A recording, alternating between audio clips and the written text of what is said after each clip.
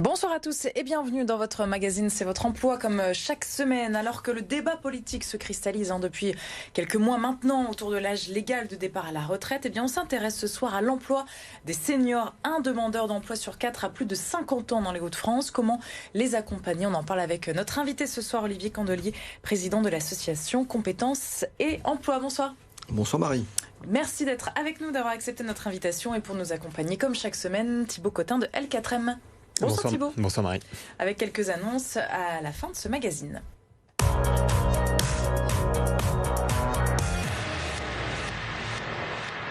Un job dating était organisé justement hier à Tourcoing pour les plus de 50 ans. Sur place, une trentaine d'entreprises, 150 candidats. Est-ce que c'est un retour positif au lendemain de cet événement pour vous? Alors, extrêmement positif. Alors, effectivement, 150 candidats, 30 entreprises, 500 offres d'emploi.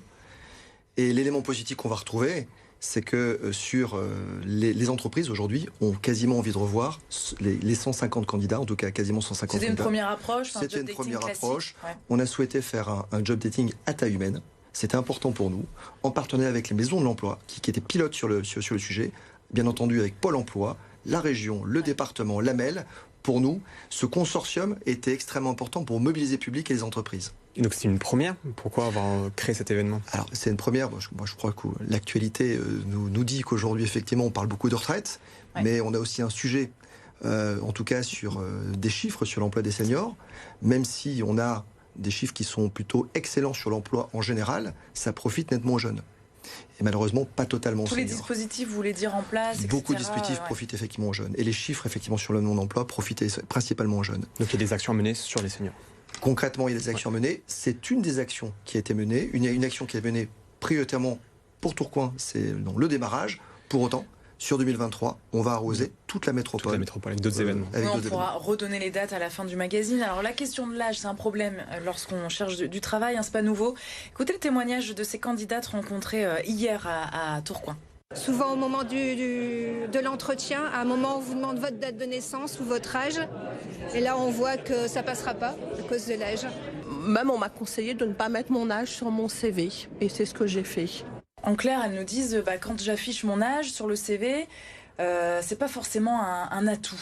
On en est encore là aujourd'hui en 2022, ça paraît fou quand même. Alors que c'est un atout d'avoir de l'expérience et d'être âgé entre guillemets. C'est clairement un atout. Alors aujourd'hui l'âge, on le met pas, peu importe. Mais quelqu'un aujourd'hui qui a plus de 50 ans, c'est gage en tout cas d'une expertise, d'une belle expérience en tout cas au niveau professionnel.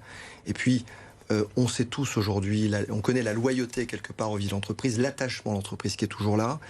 Et ça, c'est vraiment des critères à valoriser auprès d'un RH. Complètement. Vous savez, le savoir-être, comme je l'indiquais, sur les seniors, il est, notamment lors du forum, c'est quelque chose qui est revenu systématiquement.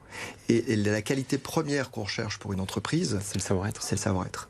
Et ça à mettre en compétition du coup avec les savoir-être des plus jeunes peut-être? On peut le mettre en compétition, mais c'est une réalité. C'est une réalité aujourd'hui.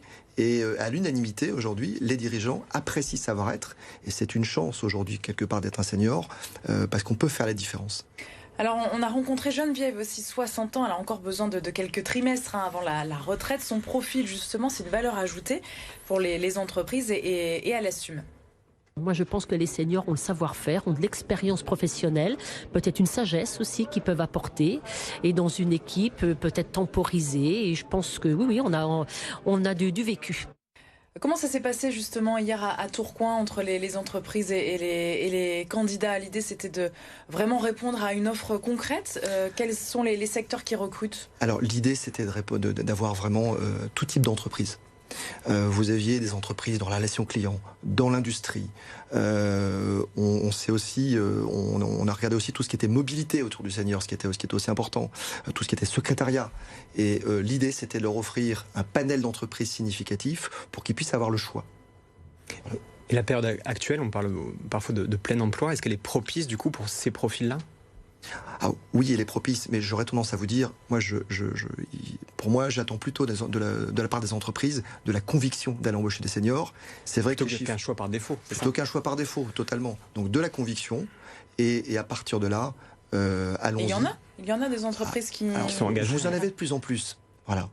Vous en avez de plus en plus parce qu'elle commence effectivement à prendre conscience que avoir quelques cheveux gris dans les équipes, gérer cette maturité apporte quelque chose et parfois pour encadrer une équipe effectivement de jeunes, c'est bien plus profitable. Les demandeurs d'emploi de plus de 55 ans qui mettent 2 fois plus de temps, ça ce sont les chiffres, les statistiques, à retrouver un travail. Vous, votre travail aussi avec les acteurs de la région, c'est de les accompagner au mieux.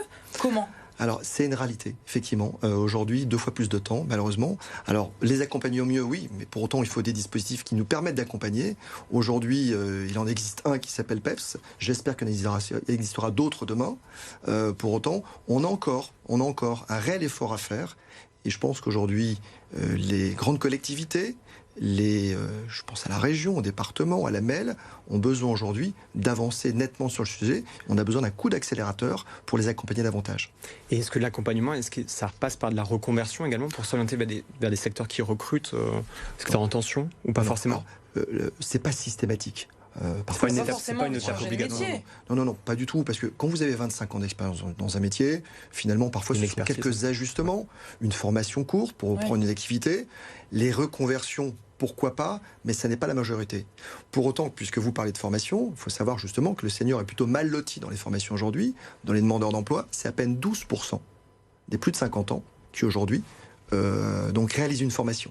Alors ça peut être des formations courtes juste pour de la mise à niveau tout à fait. De l'actualisation. Je pense aux formations dans le numérique ou effectivement ou d'autres. Et vous avez pas mal de demandeurs d'emploi seniors aujourd'hui qui créent leur propre emploi.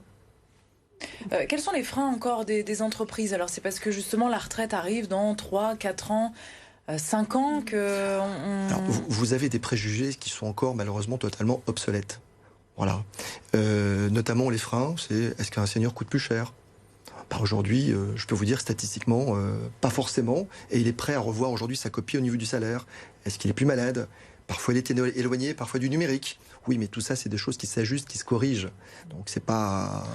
Donc l'intérêt, c'est vraiment de mettre en balance les qualités et les préjugés pour essayer de mettre à plat vraiment l'image du travailleur senior, c'est ça? Oui, complètement. Je pense qu'on a plus, effaçons les préjugés et retenons simplement les qualités. Merci beaucoup. Pardon, je vous ai coupé. Merci beaucoup Olivier d'avoir été avec nous. En tout cas, on rappelle les dates. Prochain job dating, notez bien à la maison. Ce sera le 26 janvier à Waterloo, le 23 mai, c'est un petit peu plus tard à Mont-Saint-Barreul et 28 septembre prochain à Vambrechy. D'autres dates en préparation aussi, on peut consulter tout ça sur Internet? Parfaitement, sur le site Compétences et Emploi. Merci d'avoir été avec nous. Vous restez en plateau pour la suite du magazine.